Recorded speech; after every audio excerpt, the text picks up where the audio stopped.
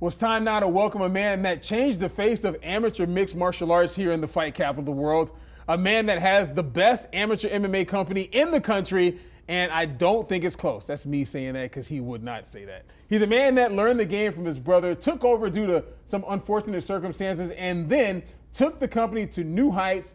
And on April 25th at the Palms Casino inside the Pearl, Tuff-N-Uff, the future stars of MMA, is once again showing out. Folks, I'm talking about none other than my guy, Mr. Jeff Meyer. I appreciate you coming in, my guy. Thanks, Brian. Thanks for having me. What a nice introduction. That was really nice. I appreciate that, man. It's all true, though, man. You guys, you wouldn't say it. I'll say it. I think you guys have the best amateur MMA company in the country. I think that that's a very nice compliment. I'll take it. Thank you very much.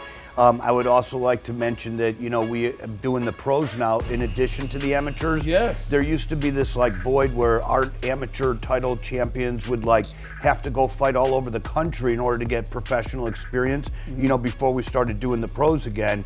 And in order to get to the UFC, you got to have X number of fights at pro, right? So, and now that Tuff-N-Uff's doing pro fights, and thanks again for the wonderful compliment, I think that we produce the champions that, you know, of course in the amateur ranks, and then now we give them the opportunity to, you know, climb up the ladder and hopefully make it to the UFC. And I'm proud to tell you on this next fight, April 25th, we got at least, I'd say, 3 guys that are a fight away from the UFC, or maybe 2 fights away. And it's a huge honor to see these kids make it to the UFC from Tuff-N-Uff right here in Las Vegas. Man, it's fantastic what you guys have done, taking your amateurs to the UFC and now pros. They go from Tuff-N-Uff to the UFC. I mean, Ronda Rousey is a big name that came out of Tuff-N-Uff. She fought in Tuff-N-Uff. Khalil Roundtree fought in Tuff-N-Uff. He had a title shot. Ronda Rousey, obviously, everyone knows who the heck she is if you know anything about mixed martial arts. And now, as you said, you guys are doing professional fights at the Palms, which has a massive history of doing MMA. It's your guys' second time there. How excited are you to get back to a place like the Palms, even though Sahara, Virgin are very, very nice, but the Palms, I mean, it really has a really rich history of MMA. I've been to a lot of fights like we were talking about at the Palms over the years, and it's you know, such a beautiful, prestigious, world-class venue. Absolutely. You're right, all these other venues that we've been to around town, we're very fortunate to have great relationships and experiences at each of these ones, but I think the Palms is going to be a really special event, and as you mentioned, it's our second time there. We did a fight there all amateur back in 2012. It's like a million years ago. I mean, not to date my gray hairs or whatever, but yeah, I'm that old, and that's, you know, been a long time since we've been back there. Yeah, and you talked about this, which I think people definitely need to know. The UFC, you used to have amateurs that went to the UFC, and you didn't have professional fights.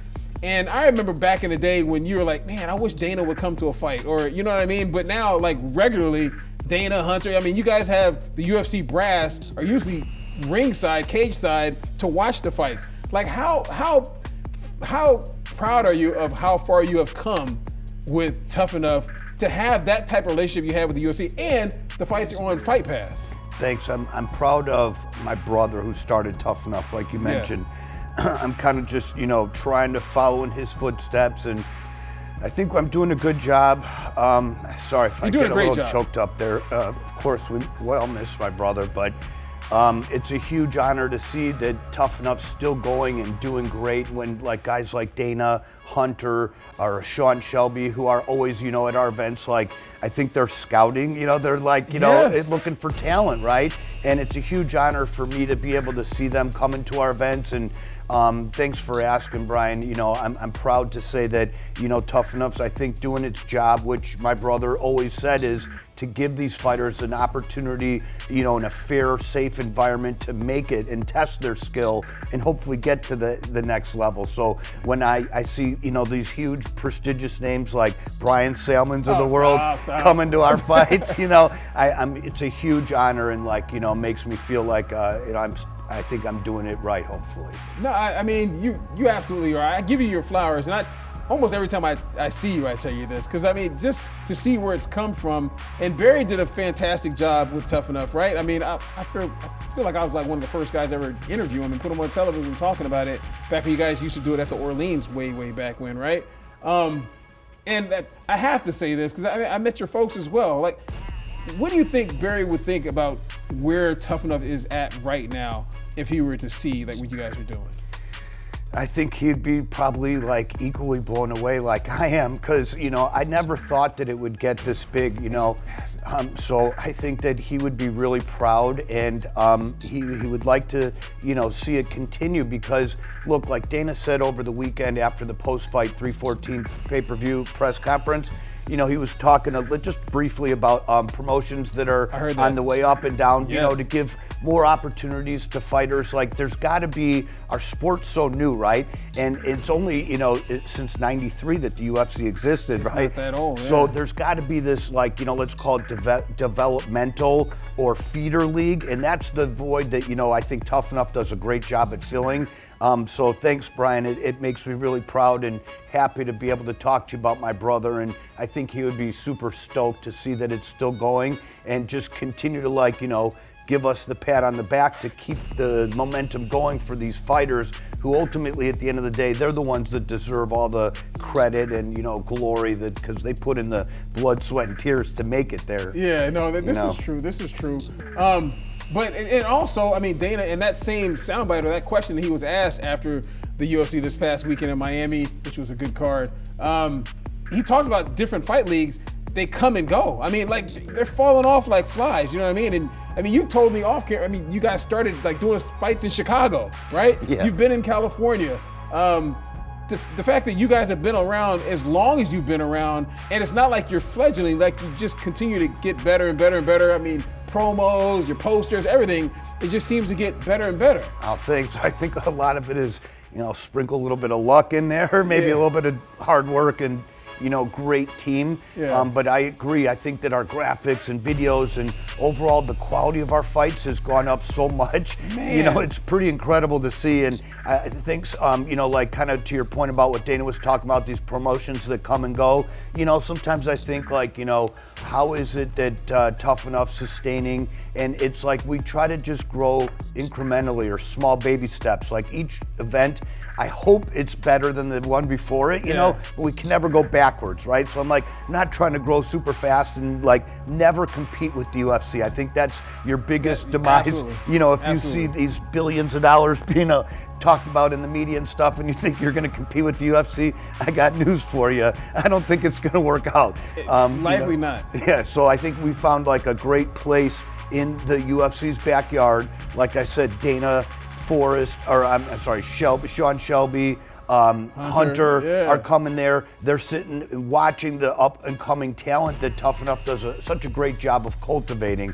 I mentioned Forrest Griffin comes to our fight sometimes. He's been there all the time. Randy Couture's there. You can see all kind of like UFC Hall of Famers, not just the brass, but like folks that are former fighters that are huge stars. You mentioned Khalil, right? Just the weekend after his last pay-per-view where he had the broken nose with the cast, sitting in the front row like the Theo Von picture of him in the early prelims. Yeah. There was Khalil just sitting there chilling, watching and enjoying it, and he's such a great athlete, such a good kid. So proud of him, and it was nice of him to come and show us a little love and come and sit and watch our fights, the whole time. I think it's fantastic. And you talk about growing incrementally and, just, taking your baby steps and whatnot, but another baby step next month.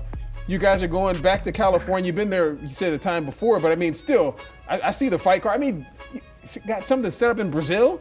You guys are, what the heck? That's bananas. It's like I said, sprinkled in a little bit of luck, a lot of great connections that I've got from being in the business for so long. Mm-hmm. This year has been an incredible year for Tuff-N-Uff's growth. And as I said, some of this stuff just kind of fell in my lap. The Brazil opportunity. Yeah. Thanks a lot to my friend Rose Gracie, who invited Tuff-N-Uff to come down to. She's now the president of the Brazil MMA Federation. And because she was a friend of my brother's, in fact, like her dad, Horian, and my brother were good friends.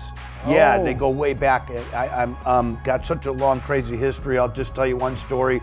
Horian and my brother were in my dad's office in Chicago like 30 years ago, really early in the early days of the UFC, and they were talking about trying to do some other, not MMA cage sport, but like another grappling, some kind of event like that. Yeah. So I'm excited about going to Brazil, hopefully in November we're working on, and then San Diego is going to be awesome, like you mentioned, May 22nd at the Observatory in North Park. It'll be, like my second home, if you will. I moved from from San Diego to Vegas, so it'll be kind of like a little bit of a homecoming party, and lots of great talent on that card. I think the goal here for Tuff-N-Uff is to go to markets where we can find the, top talent in this city, and then being the fight capital of the world is Vegas, of course, and that's our home. We'll always have a place here and probably do events. Like, if I could have a crystal ball or predict the future, I'd say probably like we'll eventually slow down a little bit, doing shows here in Vegas like every other month, and then sprinkle a show outside of Vegas in the months that we're not here. Wow, I was just getting ready to ask you something along those lines. How many shows do you think you want to put on a year? How many do you, like last year, how many shows do you want to put on per year? Well, good question. Remember before COVID, we were doing them once a month, right? Yeah. And then for 2 years, never thought it'd be that long, but we clawed our way back in 2020. I think right after the pandemic, we did like 4, then we did 5. Last year, we did 6. So this year, you've done a ton. We're growing, like slowly clawing our way back, if you will. But to answer your question, I think for like 25, we'll finish with a pretty strong number of probably 10, maybe 11. Wow. Yeah. Wow. So we're getting back to the swing of regularity, and I'm happy to tell you we got our charity event with Randy scheduled in November, also downtown at the downtown Las Vegas Event Center on November 8th, and that's a great, awesome 100% charity event where we give back the proceeds to Randy Couture's GI Foundation. Yes. Extreme Couture GI Foundation. Okay, that's right. Randy sat in the seat that you're sitting in right now. He came in and talked about that. The fact that, could you imagine again that, you would be as close as you are with like the Hunters and the Danas of the world and the Randy Coutures of the world and the Forrest Griffins of the world. Like these are guys that are on like Mount Rushmore of mixed martial arts. Yeah. And these are guys that you have like a phone call away that you see all the time at your events and support what you guys are doing. Thanks, Brian. One quick funny story about Randy. We were leaving the Sam's Town one year. We did our charity event at the Sam's Town Live. And I happened to be coming out of the parking lot the same moment that he was on his motorcycle. Him and his girlfriend Minnie were right in front of me. I'm like, hey, I'm getting an escort by Randy, the Natural Couture. I'm right behind him. It was cool. We were cruising down Boulder Highway for a light or two, whatever, until I had to turn. That's a good guy to have as an escort and a bodyguard. Randy as well. And his son fought in Tuff-N-Uff. So the amount of people that you've had on there, and something I think that has changed a lot with what you guys are doing, which is actually growing the sport and growing your company, is you get a lot of fighters that are not just from California. Because I remember back in the day, you guys, especially when it was all amateur, just getting a lot of guys that were close by that could drive in because you couldn't really pay guys for the most part. But you guys are getting fighters from literally all over the world. All over the world. This main event on April 25th, this coming up Friday at the Pearl, is going to have some incredible talent. Ernesto Rodriguez, local kid, who's had 7 straight wins in a row. He's 5-0 with Tuff-N-Uff. He's probably 1 fight away from UFC. He's taking on this kid, Sevilla. He wrestled Greco-Roman wrestled for the the Greek Olympic team in 2016. This dude's got incredible credentials. He fought for Bellator, PFL, and he's coming to Vegas to fight Ernesto. And I think this is so many high-level kids fighting on this card. It's going to be really exciting to watch. And I think both of these kids have a real shot at making it in the UFC really soon. So who is your guys' matchmaker?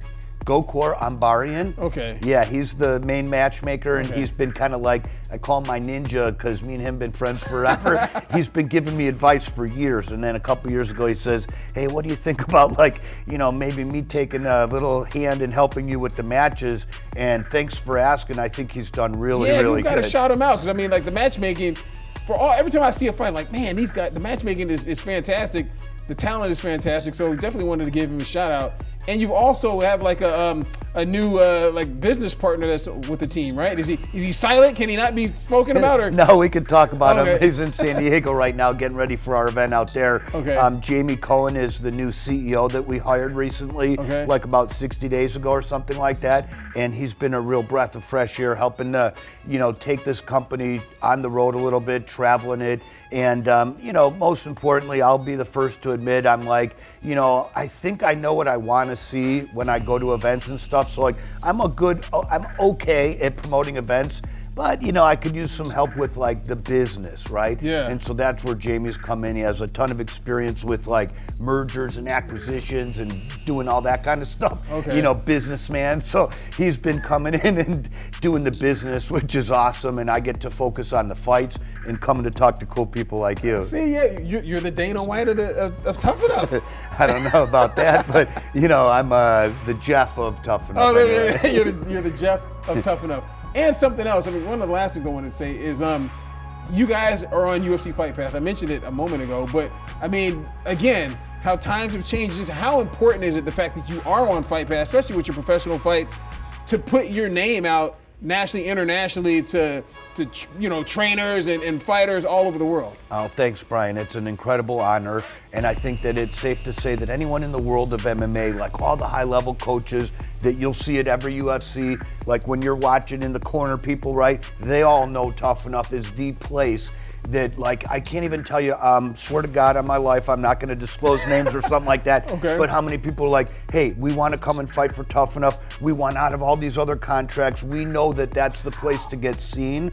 And that's why I think that GoCore's worked really hard in developing some great talent, and the team Tuff-N-Uff has worked so hard to get the visibility. So when UFC Fight Pass broadcasts our events, people know in the world of MMA, this is where to fight to get seen, by the big brass at UFC. Man, I'm way further back from Tuff-N-Uff, but when I look at that, I just like, goodness gracious, it's blown up. It's really, you guys are big, man. Hey, we're getting there. Thanks. You guys are big, man. And one more shout out, because we got to give it to him, and he's a great guy, and he does a fantastic job. But Justin Bernard. Oh, yeah. He does the PA announcing for Tuff-N-Uff. Been doing it for a long time now. I remember when he first started, and now he's also doing slap as well. So, not only are you guys sending fighters, but you're sending talent as well to all different types. Look, thanks, Brian. I'll just mention briefly here the topic I like to talk about. It not only at Tuff-N-Uff do we help cultivate fighters, but we help cultivate, like you just mentioned, Justin Bernard, in my opinion, one of the best announcers in the absolute world. The judges, the referees. Remember the very first amateur MMA event that was in Nevada was in 2008. And Mark Smith and Chris Tognoni were the referees that night. Those are the main UFC referees that you see at every major mega pay-per-view. Yeah. And they started with Tuff-N-Uff. So it's like, I don't have kids, but like to see these people go up in the world, I feel like a proud papa or something every time I see them in there. Mark has sat in that seat as well. So, and we talked about that. The fact that you're right. And he's a local guy. And I don't know if you know his story, but Mark is like a Renaissance man. Oh, he's a great, amazing dude. Former military, with the White House and everything. Like this pilot dude's legit. And Thunderbirds, yeah. And like you said, NASA. He's worked everywhere, and he also, he's a part of the Nevada commission here, the athletic commission, and Tuff-N-Uff. You guys, like a proud papa. Yeah, I see all these people. Whether it's a doctor, a referee, a judge. Well, a doctor had to go to medical school, of course. But yes. If they want to be a ringside doctor, they call the commission and they say, well, you got to have experience, so you got to start somewhere. And fortunately, Tuff-N-Uff's there to provide an opportunity, for all these different kinds of people, whether they're a fighter or just part of the sport. There you go. Jeff Meyer, my man from Tuff-N-Uff. Hey, I appreciate you coming in. Thanks you very much. Bye. April 25th, Palms, the Pearl, Tuff-N-Uff, pros, amateurs, UFC Fight Pass, all that good stuff. We'll see you there. Thanks, Brian.